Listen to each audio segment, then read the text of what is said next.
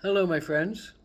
So, if today, March the 13th, is your birthday, this is a psychic reading for your year. It's a three-card reading, a general energy card, a challenge in this year, and then a card that says, what can you do to bring yourself back to balance? So, for your general energy of the year, March the 13th, your card is the Forest. And um, the forest is calling. The forest is saying, come get lost in me. Come spend a night of wonder and possibly terror, because that's what the forest has for you. It has the trippiness of fairies and the luxuriousness of the grove of peace and enchantment, and it has the terror of critters that may eat you, but the beauty of critters that may talk to you, and it is the place of getting away from the metal and the cement and the yakety yak of people and the quote knowingness of how you should be, and if your mind is feeling confused and your heart is feeling sad and your body is feeling overworked, the forest is calling you. It's saying, come in me, come to be in me, come to wander my paths, come to be on an adventure, come to seek yourself in the depths of knowing, come be the hermit in the woods, come be the crone under the tree, come hug a tree, come light some sage, come talk with the animals, come be closer to yourself and your truth and your heart and your nature. The forest calls you. Let yourself be in that wonder of an adventure. Let yourself sense the depths of your beingness. Let yourself feel a little fear. That's what your year will hold for you. That's this magic of the forest. Keep remembering the forest. Keep remembering the trees.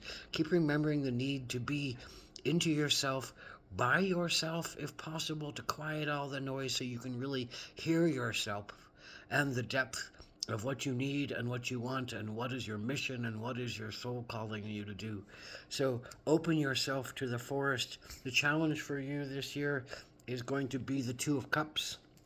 So the challenge will be just to maintain a simple relationship of love and joy and sharing with somebody. And it doesn't have to be a big challenge, but if you're called to the woods to be a hermit and to be alone for a minute, what does your partner do? What does your love do?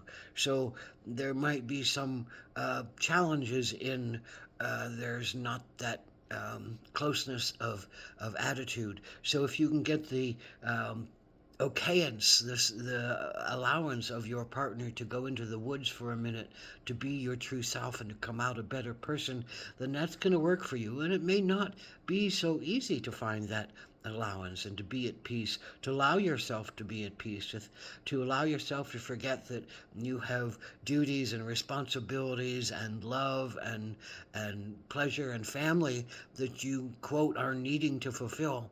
But if you don't feel up to those things and you don't feel close to the things and you feel a need to be unto yourself and to get your clarity back and to get your wonder back and to get your enthusiasm back, then you have to remember the forest. The forest is inside of you and the forest is in all of us.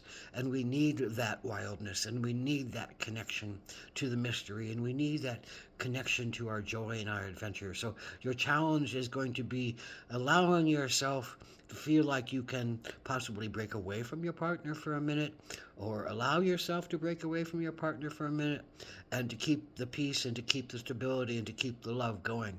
So the challenge will be to trust that your relationship is strong enough to move into some place that might require you to be alone for a second in your process. And the action to take is the raven.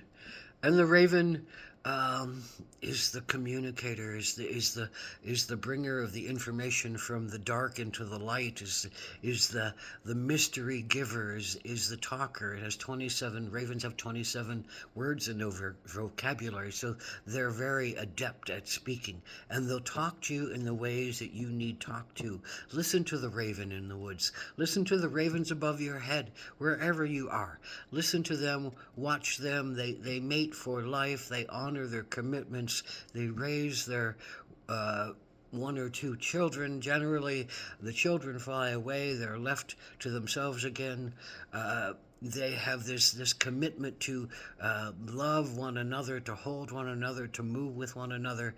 And sometimes you need to go off and fly and get the food that you need all by yourself. And that means also to get the emotional and spiritual support you need all by yourself.